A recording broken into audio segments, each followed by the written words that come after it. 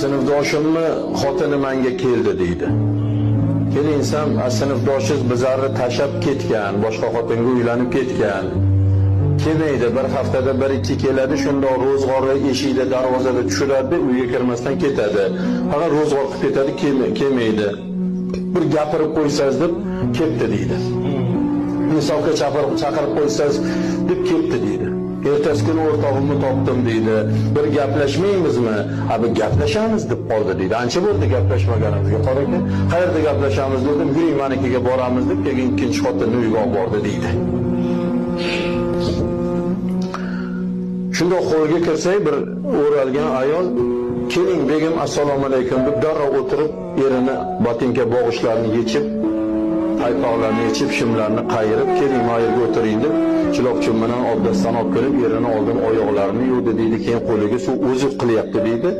Endi u ayol eriga shu darajada mehr bilan xizmat qilyaptiki, men kirgan joyimda haykal bo'lib qotib qoldim deydi.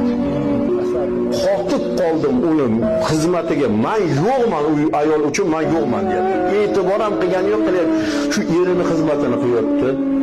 Hamma xizmatlarni qilgandan keyin dasturxonni ustini ochib, "Keling, mehmon" deb kirib ketdi deydi. Suyuq, quyuq, choy, non keltiribdi. Biroz tamaddi qilgandan keyin boyagi o'rtog'im "Qoraga gapim bor dedingiz.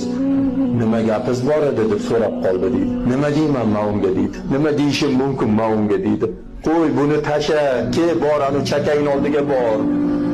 deymanmi deydi. "Axir o'zim ham shu hayotni xohlayman-ku" deyapti.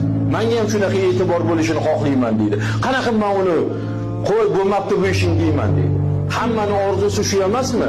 Ayolingiz kelganda "Assalomu alaykum otajoningiz, qara, dadang keldilar, qara qo'llariga suv qo'y, qara tez ovqatini, choyini olib kel" deyish kerak emasmi sizga? Butun ko'chadagi charchoqlaringizni sug'urib oladigan muomala shu emasmi? Keldingiz, yo salom yo'q, o'tirdiz, na bir e'tibor yo'q.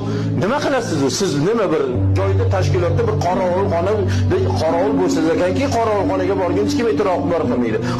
Qorovul kelib qopti, qaraylik choyini beraylik demaydi hech kim. Kiradi bechora, o'sha yerda o'zi qaynatadi, o'zi pishiradi, o'zi chiqib ketaveradi. Qorovul emas-ku, bu seni ering-ku, bolalaringning otasi-ku.